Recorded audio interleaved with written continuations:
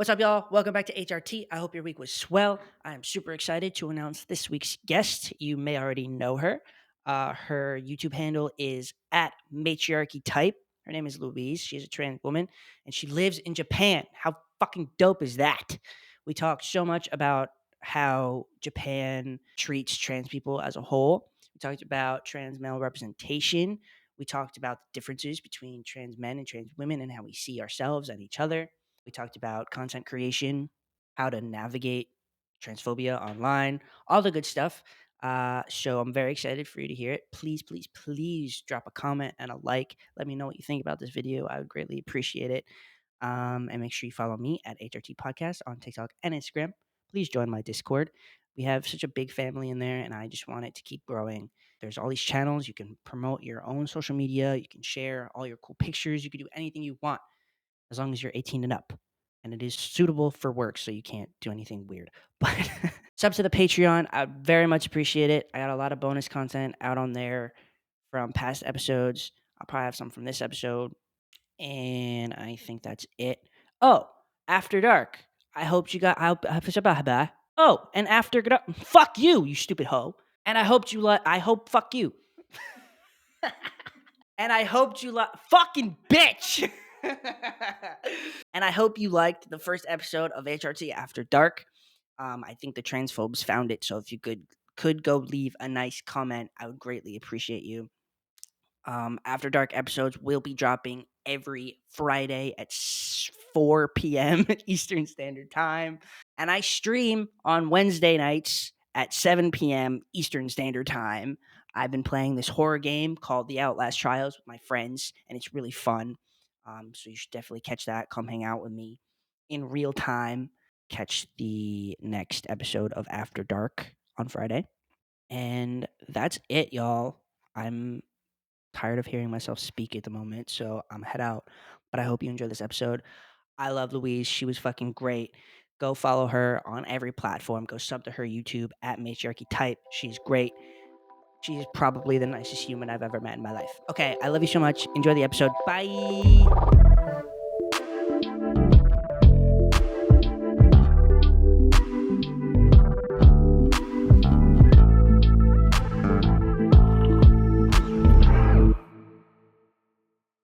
Usually, I start by asking where everybody's from, Mm, but I want to hold on that okay, and I want to ask you about your channel first. So tell me sure, about your channel for sure. anybody who hasn't. It's called matriarch type, which I'll explain in a second. But it's yeah, it's basically a very left leaning kind of LGBTQ plus news channel. Kind of, I talk about the internet's latest like drama in those circles a little bit, Mhm. and then I do kind of wider video essays when I've got time and inspiration. Really, um, Love it's it. about a year and a half old now, so still early days. That's it? Oh Yeah. my gosh. Oh, Wow. Good for you. thanks. You've gained quite the following in just a year. That's Yeah, crazy. it's been the last 6 months has really I've seen that kind of peak as it were. And the first year was, yeah, steady, slow and steady. So, yeah, I'm really That's so happy with cool. it. Yeah, it's I think there was a huge, like, increase in channels about a few years ago. Obviously, everyone was indoors more, I would say. So I True. kind of missed that wave, but on the back of that, I'm kinda doing what I Mhm. can. But, yeah, Hmm. originally, it was meant to symbolize, like the matriarchetype concept was like femininity, different like aspects of my personality and stuff. And originally I had these like different archetypes that were almost like different playlists. So I would have like the wife section where I talk about like life as a trans woman, life as a wife to a cis man, and like what that involves. But then I think as the channel's grown, like it's kind of found a little bit of a place on the internet. So I've kind of moved past that image, and now it's taken some form at least. But I'm very happy with it. I love it. Yeah. Good. I'm glad. It's so cool. I mean, I think when I look at your channel, I feel like you can find anything. Like if you want to see something about like what's trending right now in like the trans world, you can find it. If you want something really educational about trans people, it's there. Like you got everything on there. It's perfect. I love it. Thank Now, you. where do you think the passion for your channel came from? Yeah, great question. So I was in the UK. I remember this quite vividly. I was in the UK 2 years ago with my husband, and the kind of anti-trans stuff was starting. Well, not starting, but really kind of in full focus. And Mhm. I kind of myself, I had a few situations that kind of made me a little bit more politically aware, a bit more like globally aware. And so I started to get this kind of feeling of like, I've got a lot to say. And maybe I didn't always have something to say, if that makes sense. And then I watched a couple of other huge channels like Philosophy Tube, ContraPoints, FD Signifier, Khadija Embo, like the greats, I would say. And I just felt like maybe naively at the time, like, I want to do this. Do you know what I mean? I don't think I had Mhm. any idea what I was getting myself into, but regardless, I got myself into it. That's so cool. Now, can I ask you, did you like always know you wanted to be a content creator, or did like the trans stuff come first and that's where it kind of sparked from? Mm. I think I've always definitely been a creative type, as it were. And I never really quite appreciated what that meant until kind of adulthood. But like my earliest memories were like trying to write a book, coming up with stories, coming up with characters. I've always done that. I think that um, I had a very like corporate officey job for a time, and that took up my whole life. And then I kind of came out of that, and coming out of that on the tail end, I felt like I had a lot of pent up like creative energy. So I Mm. think that that was also partially to do with it, like that passion of like, oh, okay, I'm going to do something crazy. Do you know what I mean? So it was, but yeah, Yeah, I've definitely been a creative person, I would say. I love Think that. Do you do your content creation full time? No. I do. I'm lucky enough to do it full Wow. time. Yeah. Wow. Good for Um, you. yeah. Well, I mean, That's so I cool. have a partner that supports me, and in exchange, I cook some of the meals, most of the meals. Period. I love that. That's great. Now I kind of want to talk about where you're from and where you're living right now. So you're in Japan, right? Which is so dope. I want to talk all about that and Yeah. what it's like to be trans in Japan. What's that For like? sure. Yeah. So it's a cute story. My husband and I met. I like lived in Japan before. I did study Japanese at school and stuff, and I kind of like finished that part of my life. I lived here. I went back and etc. And then I met my partner who was like learning Japanese at the time, and so that kind of kindled our little relationship. And we decided to move here because the UK was getting quite transphobic, and because we were thinking of like where to settle down. And Japan made sense for a bunch of other reasons, but it is definitely different in a net positive way for a trans person. I think though I must add the caveat of like for a trans person that is non-Japanese, like so a foreigner out here, and at that a white foreigner as well. Um, it's a different ball game, I would say. It's not like perfect, but I have a lot of privileges that makes it a little bit easier for me. But it's yeah, it's different. It's different legally. It's a bit of a minefield out here. Like gay marriage isn't accepted here yet, and stuff like that. So it's not Yeah. like the most like progressive place we could be. But for us, Hmm. we're lucky enough that we're untouchable here. I did get a part time job at like an Italian like fast food restaurant, and I'm quite tall by Western standards. So I did get a lot of looks by the the locals when I tried to serve them their spaghetti bolognese and Mm. carbonara. They were like, "Who is this massive tall thing? Is it a man or is it a woman? I'm not sure." Like that. That literally has been said to me before, so that hurt a little bit. But God. that's like literally the extent of it, which is nothing really. Mm.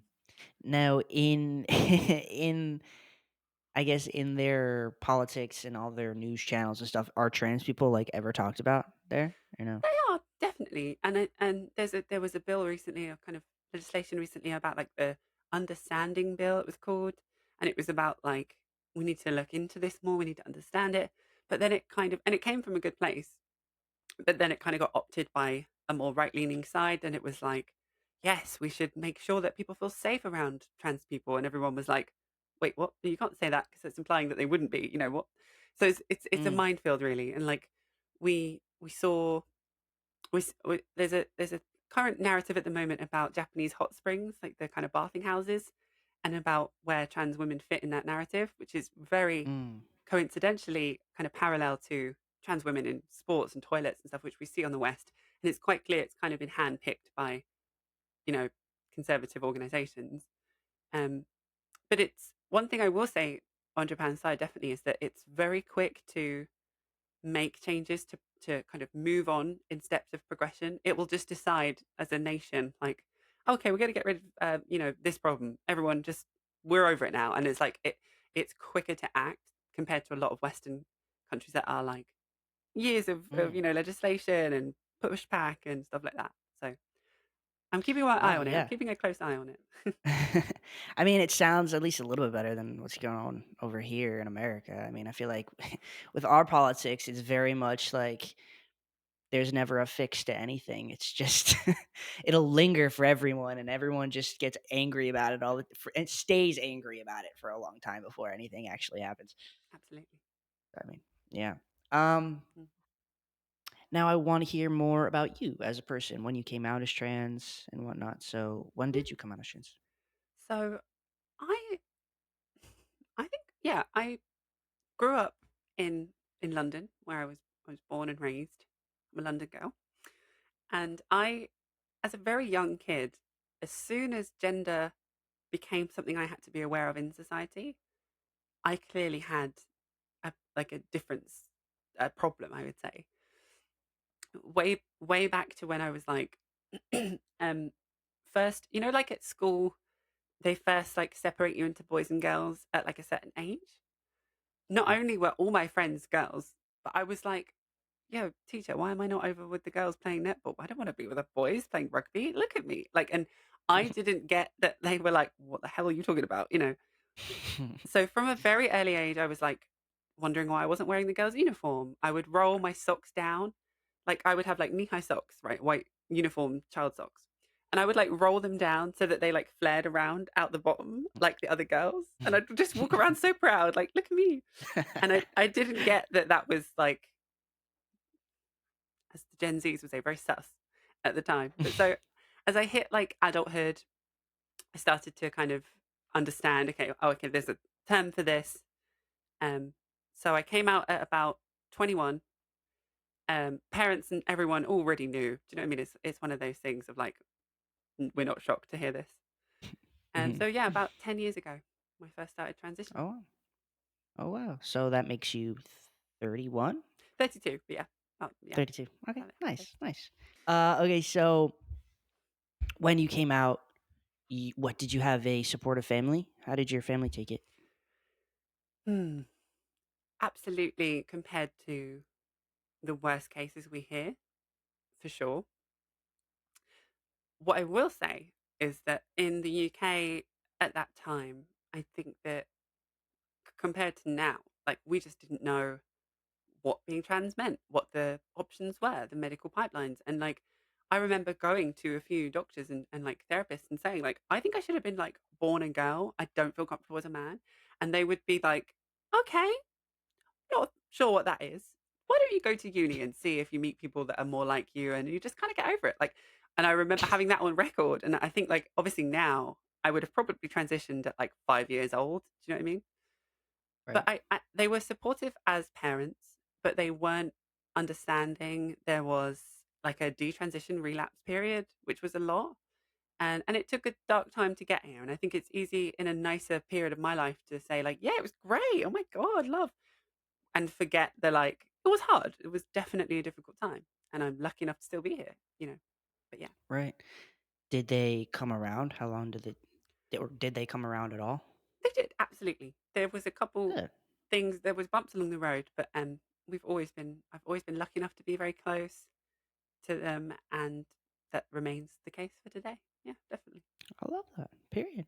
Sometimes it does just take a while. And I mean, Mm, like, while it shouldn't take too long, I mean, plus 10 years ago, we didn't know as much. Trans people exactly. weren't talked about a lot. So I get it. Um, but that's good. I love to hear, especially from trans women on the podcast, that they have supportive people around them because a lot don't. Um, Exactly. Yeah. yeah. Now, when did you start hormones? So I started hormones a couple years after I transitioned, I think. So I was about 23, would have been about 8 years Mm. ago. Oh, wow, okay. Now, so you started hormones 3 years after 2 years after you came out as trans. That's Yeah, cool. Nice. roughly. I Yeah. think I came out at 16 and I started hormones as soon as I turned 18. I was like, I have to. I'm done. Yeah, that's Lickety cool. split. Did you use puberty blockers in that in between? I did not. You didn't? No, I Okay. wish I did though. Would have made Yeah. my life a lot easier. There are things I can't like Yeah, ever change. Yeah, for sure. right. Now, can I ask you about surgeries? Are Sure. you open to talking about that? Ask anything you Cool. want. Have you gotten any? Do you want any in the future? I had my first one I got was a rhinoplasty. I got my little baby nose done. Because I think Period. that was the most like public facing thing, and that was a lot of contouring and makeup needed to cover Mm. this beast of a nose. So she's sorted now. Then She's after sorted. that, after that, I got what was the next thing? I think it's only like three. So yeah, after that, I got my bottom surgery done. I got it on the British like healthcare system, which is a lot of hurdles to jump. Um, and again, I talk about privilege a lot, but like I was privileged enough to be able to last those years of like proving myself to the system, to turning up to meetings, to not miss an appointment, to have the money to get to those appointments, that kind of thing. So I got the bottom surgery. Painful process, I will say. It was I can like a imagine. 3 month like resting period, and like I had an office job in the city, and I had to obviously like out myself to the fact that I had to have like that's there's that narrative, but also like I missed out on like career opportunities because I was off and I had to like I was like a manager of a small team. Other people had to like take over and stuff. And when I came back, my job was different. It was a whole thing, Oh, but that was cool. Not moaning, obviously, a life changing thing, best thing I ever did. And then I had um facial feminization surgery on my forehead. Um, Shaving down my like brow. mm. And as you can probably tell by my constant hair choice, it was not a success. I don't get my head out anymore because the doctor I used like messed up a bit. It was a very rare case. I wouldn't put people off getting FFS. It's a great thing Oh, and wow. it has helped so many people. But like, can you see like one of my eyes is like half shut? It's one of those things that I once would never notice no. that though if you don't point Some it people are out. like, if you don't point it Barely. out, I wouldn't have noticed. But it used to be fully open, and so like, there's a whole thing, there's a whole medical thing going on. So I'm kind of a Oh, bit like wow. that for that, which again takes me back to starting the channel. It was kind of a part of that. It was like I don't want to say radicalized, but I was like, okay, there's a story to be told here. If that makes sense. But yeah, so mainly those three. Have you thought about like, is there a revision surgery for that kind of surgery or no? Yeah. Um. There was an immediate like headache issue. I got like headaches every day and I couldn't look at like computer screens or read because Sucks. I could like squash my head. It was really weird. I could like press my forehead and it would like squirt out. Anyway, we won't go into the deets. Oh my gosh. It was real bad, real bad. Ended my I bet. career. I was legally classed as like unable to work in the UK for a while. And so I got revision surgery on the like medical necessity part to like give Mm, me back a quality of life. But as far as like the look and the eye, obviously, my doctor said like that's private, that's like cosmetic. So that, mm. as to answer your question about what I would get next, that's definitely on my list for the future. Um, Again, though, it comes down to money, doesn't it? I mean, that's even Yeah, pushing, yeah, I hear pushing for you. me. Yeah, I mean, hey, at least you rock the bangs. I love the bangs. thank you. It'd be a problem if I didn't. Imagine if I just didn't suit bangs. Just that would suck. Now, tell me a little bit about like how that like what that did to you mentally because like Mm, I got top surgery mm, for a while. It looked okay, but the more I grew up, the more I realized I kind of think my surgeon botched it a little bit. Kind of hate it. So I've been thinking about a revision surgery myself, Mm, and it sucks because I spent a lot of fucking money to be able to take off my shirt at the beach, and for now I'm sure. like, I'm about to put that swim shirt back on this Yeah, summer. completely. So what were the emotions like for you in your head when that happened? Yeah, literally in my head. um, I I was similar. Like I always had my full fringe, and before I like caked it in hairspray, you'd see me walking around like this, like scurrying along, and I was so ready to be like, "This is it. It's the reveal of the forehead. Like she's getting out the real estate." And I tried, and then I kept getting misgendered again, and kept getting funny looks. And there was this period of like denial of like, "No, I've had it done. Like it's fine." Like, and I had to like face facts. And I remember having like another really quite bad period, like a bit of a, I would say, a breakdown, when I had to realize like this has happened. And um I don't know, it was a lot. It was a lot. I do kind of look back and I downplay it, but at the time it was a huge deal for me. It was up until then, I'd been so lucky. It'd taken a lot of time, but I had been like undisturbed in the process. And it was the first Mhm, time that I just had the rug pulled under me, and I was like, Okay, gosh." And one thing it made me realize is that like we're lucky enough to live in a time period in that some form of medical transitioning is even doable. Like surgeries, the first surgery was only done a few decades ago. Um, Hormones, globally accessible, that kind of stuff. Um, but it shows there's still room for like perfection in the medical industry. So yeah, it was a lot. Um, I think though it did help me stop detaching so much value to my looks and passing, and the idea of like looking like a cis woman per se, and that was the beginning of like, wait a minute, if this was really bad for me, there are other people and other communities out there that it's far worse for. Oh God, it's really bad. you know. And then I got very political.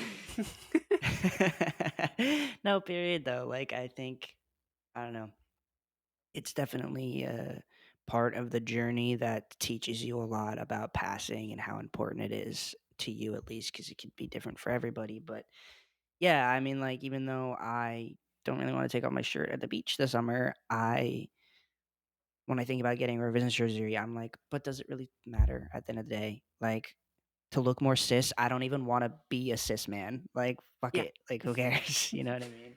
Yeah, I agree. The aim is to have a society that it doesn't matter, but Mm, equally, you do just want to be able to look good at the right, beach. Like, so I get it. I right. do. I just wanna feel myself a little bit, Just want kill to like, me, whatever. yeah, totally. Totally.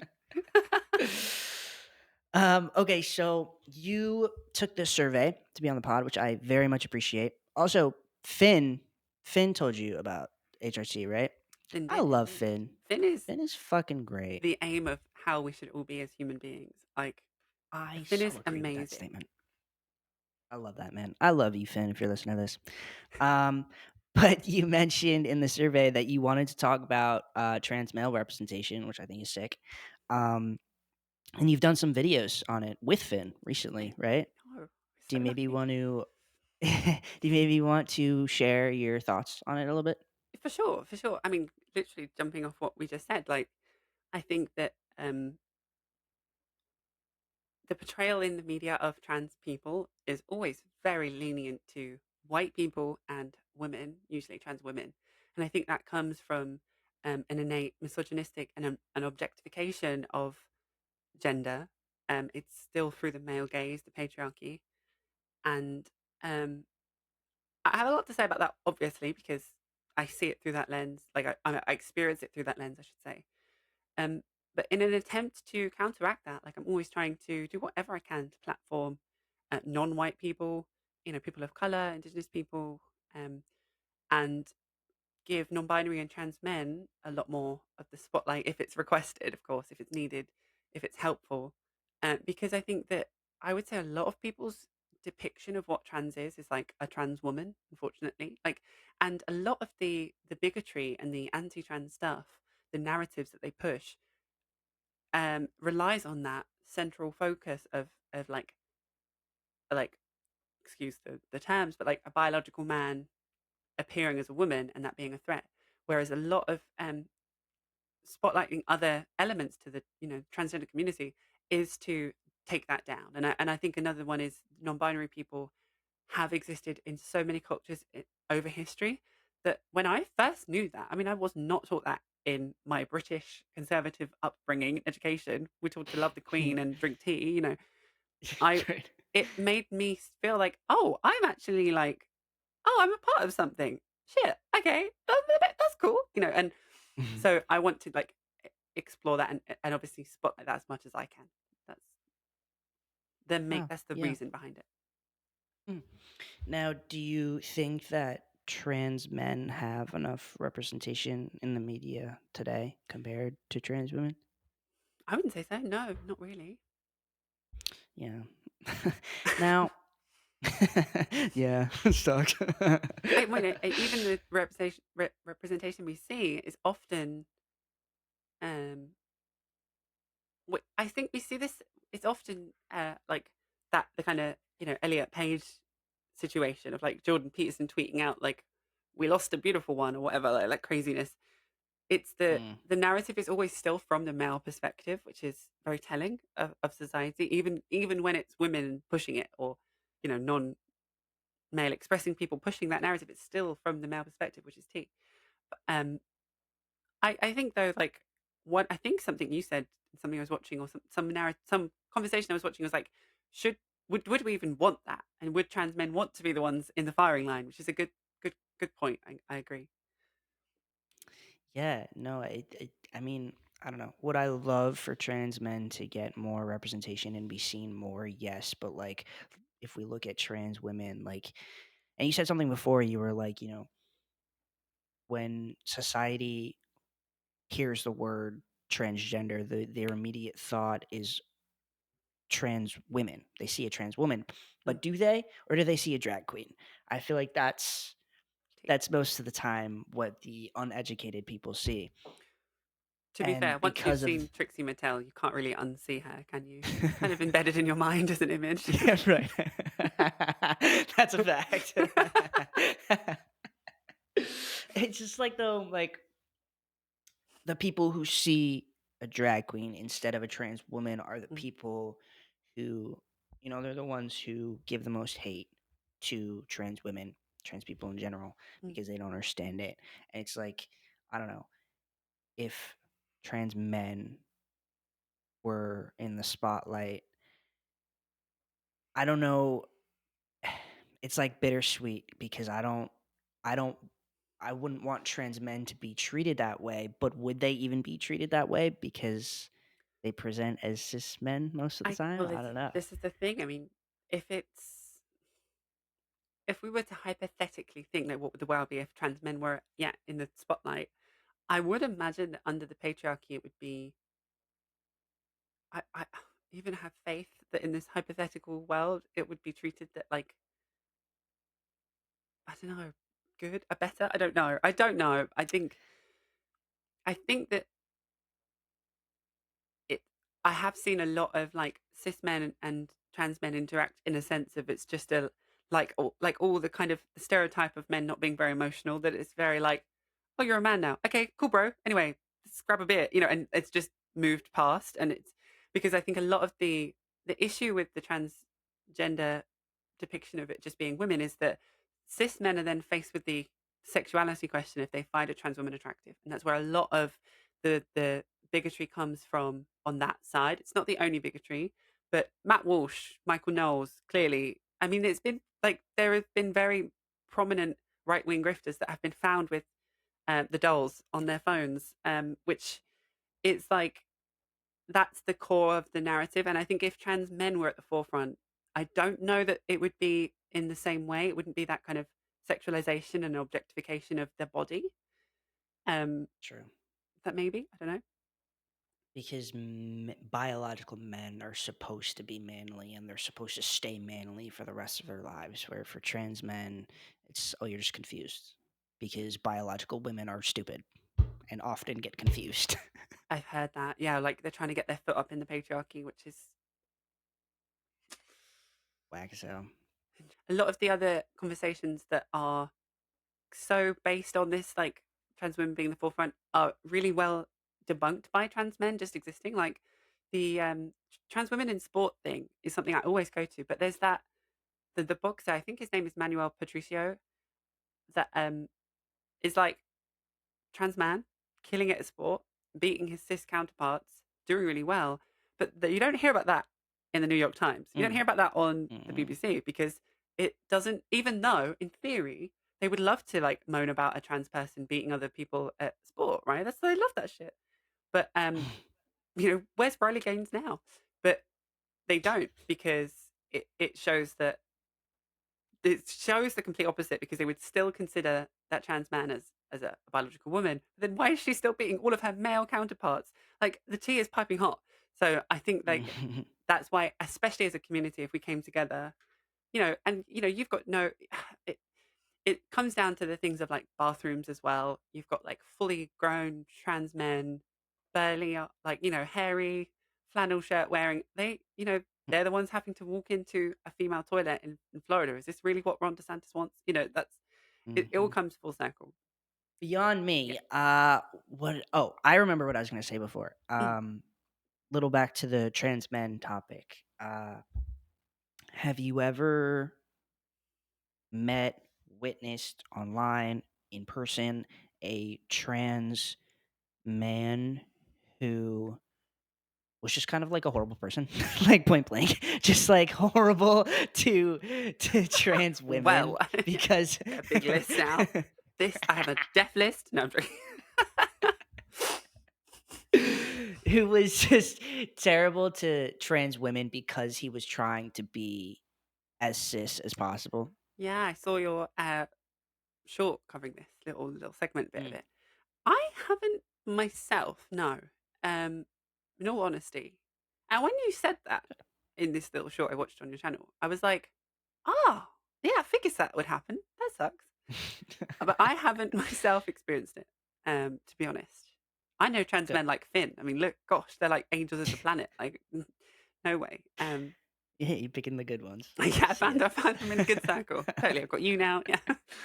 No, I haven't. No, period. I haven't seen that myself. No, if anything, I'm more subject to the other side, the trans women that are cis passing now, and they're pulling that ladder. They're getting splinters. They're Mm. pulling it up so fast. They are like fireman Sam. Like that ladder is not touching the ground. Um, I see that so Yeah. much, and it makes me so furious. Mm. So unfortunately, yeah, and this is the thing, just because you're trans doesn't mean we go to nice person school. Some of us are bitches, man. Like we're just a That's group of so true. people. Like it's like saying like all blonde people are gonna be a certain way. Like that is not the case. Yeah, Mhm. unfortunately. I feel like people who are allies to the trans community but don't know like much about it Mm. tend to think that all trans people are just like really liberal, really nice, like, and that's just so not the case. I well, there's a thing to be said as well about like the trauma of the process. When you get completely ostracized from society, like I've met some really like upset people. I mean like, like they're not here for a good time. They've got a lot to be upset about, which is also kind of valid in a way. So yeah, I also think like that's important too in a weird way. Like they should be allowed to be in their fields with that because society is really hard, for trans people for sure. And especially, like I say, non-white, there's so many levels, there's intersectionality there. There are crime rates, there are hate crime rates, there are that are through the roof. And like, it's not easy being that demographic. Like, I've never experienced what it's like to be pulled over by the police or stopped by the police and fear for my life. Like, that's a genuine thing that people of color and non-white people have to deal with. Imagine that, and also being a trans person, and also having your family. It's like ultimate levels. There's a valid reason people are pissed off. Like, so I'm not one to 100%. judge that. Really, I think it's fair. That's true. I think I get a little upset and angry with the white trans people who make it harder for the rest of the community. Mm. Um, but I don't know. It's like we all know what it's like to struggle and whatnot. It's just like, I don't know. Take a group. I say this all the fucking time, and I'm tired of hearing myself say it too, y'all. But like, take a group of people who have suffered and just hate themselves so much, you're gonna get drama and you're gonna get chaos. But like, I Yeah, don't know. Can we all totally. just hold hands and sing a fucking song? Like, Don't. You're gonna get me naming names in a minute. But yeah, definitely. I think the thing with the trans women in that circle, or all trans people, is like we all know how it feels to start from nothing, to look at yourself in a mirror mhm, and be like, okay, I'm going to start this process. Oh my gosh, this is so scary and daunting, and I feel nervous and I'm scared. So for people, this is why I'm a little bit harsher on people that are pulling up the ladder after, because it's like you know what it's like. How dare you look mm, at someone in the crowd in a coffee shop and be like, she needs to learn to contour. It's like, bitch, you at one point didn't know how to like do nothing. So let's just have some memory abilities mm. and leave this person alone. Help them, you know, like be there, talk to them. Like it's so yeah, yeah, Right. And you know, gets me. it's actually kind of funny because I feel like if you have like a shitty trans guy, he's shitty because he's trying to be a cis man too hard, and he's like just wants to forget the fact that he's trans, and he just Mm, wants to fit in, mm-hmm, and he wants to be horrible to women because that's what cis men do. And I feel like trans women who are just horrible people, I feel like, I guess I never thought about it this way, but it makes sense. Like they are just trying too hard to be a cis woman mm-hmm. in like the stereotypical mean girl way, where Yeah, it's like being catty and like just making everybody else the outcast, hundred gossiping. percent, Like hundred they just percent. push that role too hard. Yeah, it's the Regina from Mean Girls. It's like, oh, I love your skirt, and then it's like it's highlighting like I have the upper hand. I've learned how to do makeup, and you know, I've grown my hair out. I've got electrolysis, and it's so elitist and it's so superiority complexy, and it's also sometimes like, bitch, you ain't shit. Like you don't look actually that good at all. I'm just saying. Hmm. But like Hmm. it's so yeah, it's the male, it's trans female equivalent. I think definitely it's pulling Hmm. up the ladder. It's I'm safe, so good luck. You're all on your own, you know, and I just think that's not a nice place to be. Um, but 100%. yeah, it's interesting that the trans male equivalent is misogyny, though. I think that says a lot about society. Society. Yeah. Yep. Yes, it does. Yep. Now, yep, pretty much. I Speaking on all that kind of stuff though, Mm. how do you think us trans people should navigate the transphobia we see in the media and online? Some people would say we should fight it. Others would say that's a bad idea and we should just ignore it. But what do you think? Good question. We're getting to the real topics now. Well, I just released a huge video about this, and thank you for sharing it on Instagram. I saw you did.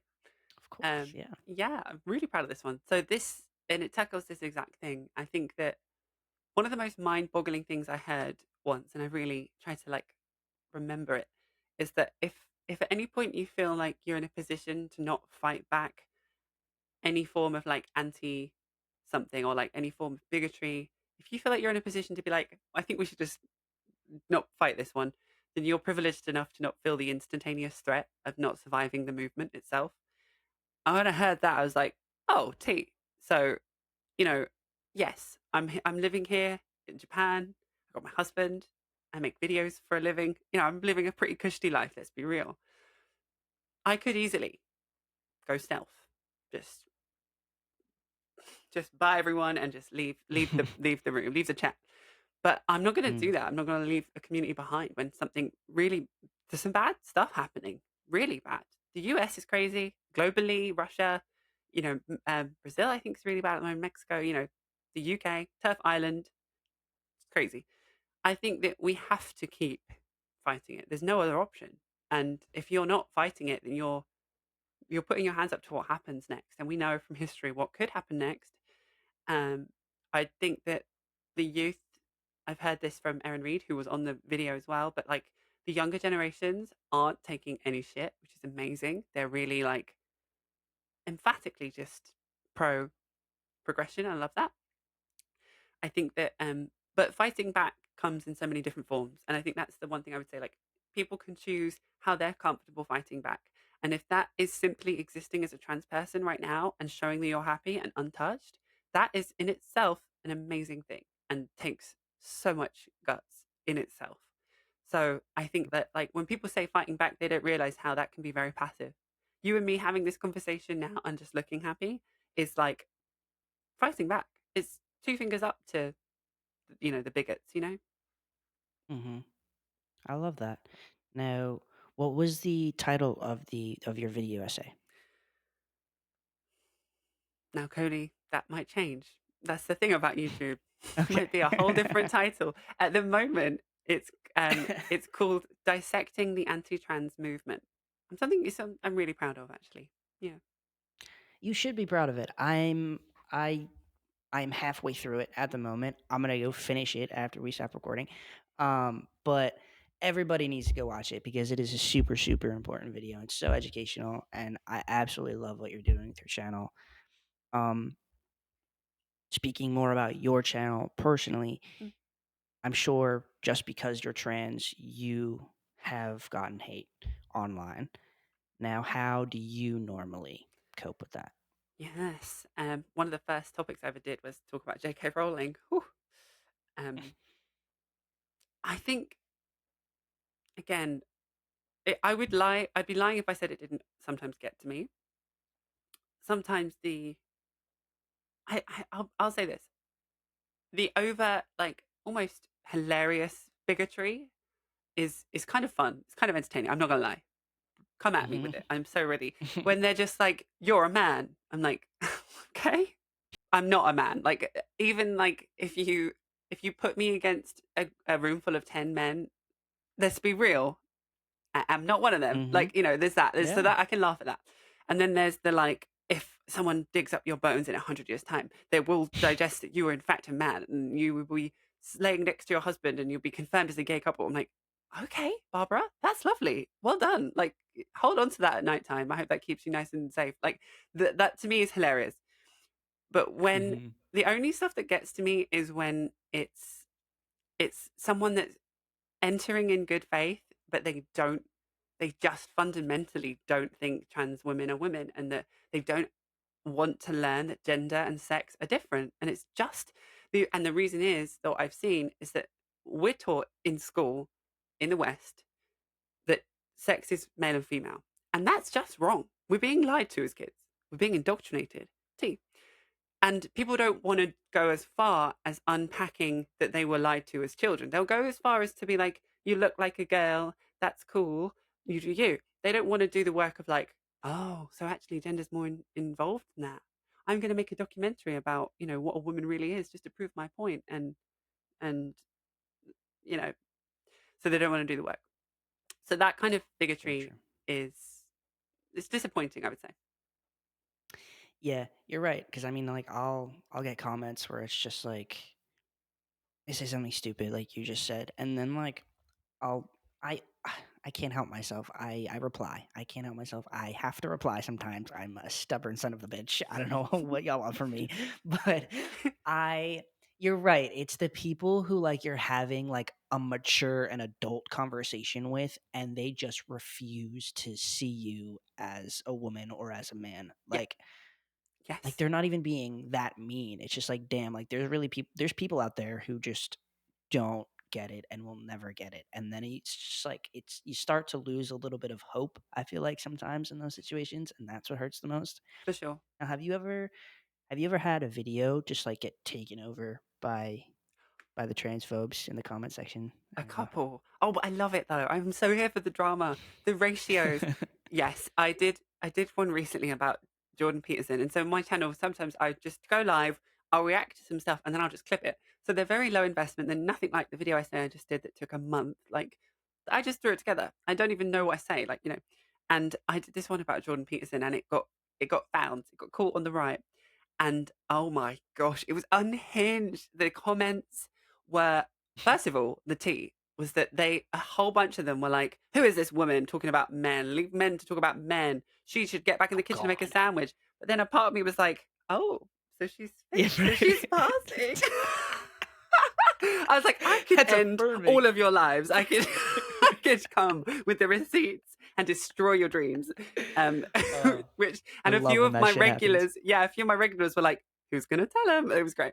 But that aside, like I got this email, and so they, went online, found my email, fine, fairly easy to do.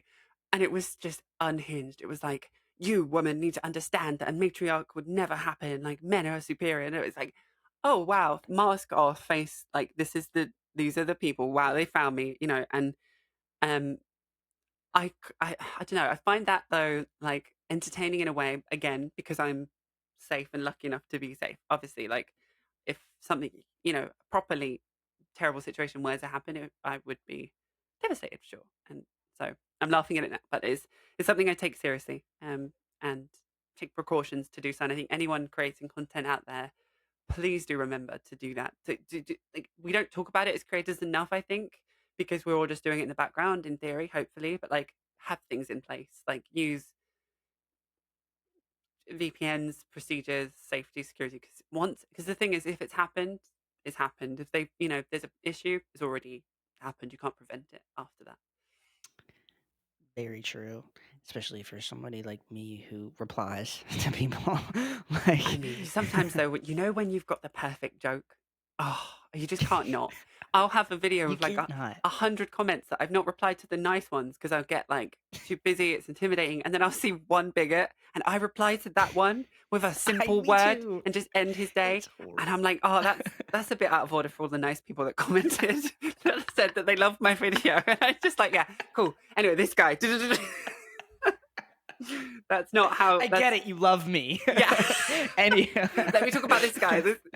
Yeah, no, I don't advocate for that Oh. as a creator. I need to get better at that. I do it too, though. It's not good. I can't help myself. Oh, I do love and appreciate every single person who Of comments course. nice things. But you know what I've noticed though is that even I do it when I agree with something that I'm watching. I don't usually comment on it because they said everything that I thought. So it's just like, yeah, like and then move on. Yeah, But if I disagree, I'm like, oh, I want to comment. I want to tell them how fucking wrong they for are. So sure. like, Absolutely. I get it. I get it when I have more hateful comments rather than Mm, mm, good ones. But I asked you if you've ever had any videos that have just been taken over by the transphobes because I've had a lot of like TikToks and YouTube shorts that have been taken over by the transphobes, but mm. never a Okay. full episode. And I just released my first After Dark episode, and it was doing good for like the Mm, first couple days. mm. For me, I'm still a small podcast, but like it was doing good, getting positive feedback, and then out of nowhere, like Yeah, 3 days after I posted it, it just comes. Yes. Yeah. so many transphobes down my throat, and I'm Yeah. like, holy Whew. shit! Like, Yeah. oh my It god. it does. It does come like a dark cloud. I've had that. The ratio, it's like, oh, cool, 98% like, great, love, love, love. And then I look and it's like 64, yeah. Um, It's it like the does. algorithm is fucked because it's like the algorithm notices one transphobe viewing it and commenting in it. I was like, oh, people like you love this. I'm gonna show it to more Yeah, transphobes. totally. It's like no, like Totally. why can't the Yeah. algorithm be smarter and just realize that those are hate comments and maybe we shouldn't show it to Well, those kinds of if it's people. smart enough to also like not show certain hate comments because they're negative, it's smart enough to know what a hate comment is. So that's deep. But Right. right. But the so this is the thing. I don't know much about YouTube, but I picked up a few transphobic points along the way about transphobes. But like YouTube is a platform that loves engagement, unfortunately. So the free paragraph transphobe talking about how my bones are going to be discovered in 100 years' time is they love that. They love that shit. YouTube loves Mm-hmm. that shit because then my fans will jump in and be like, "Leave her alone," which is lovely. Mm. Love that. Um, in the Mickey Mouse voice, apparently. I don't know why, but so they, so that is going to feed it, like you say.